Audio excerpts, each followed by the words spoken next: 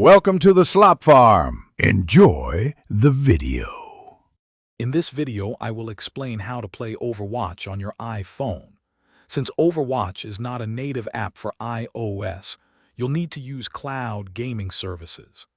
This method streams the game to your device, requiring a strong and stable internet connection for a smooth experience.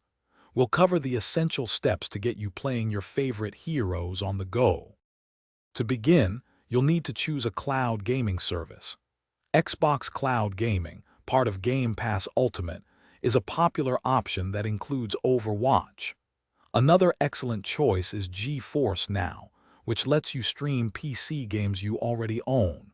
Research each service to find the best fit for your budget and game library, ensuring it supports your region. Once you've selected a service, it's time to set up your iPhone. A Bluetooth controller, such as an Xbox or PlayStation gamepad, is highly recommended for the best experience. Ensure your iPhone is connected to a robust Wi-Fi network or a strong 5G signal.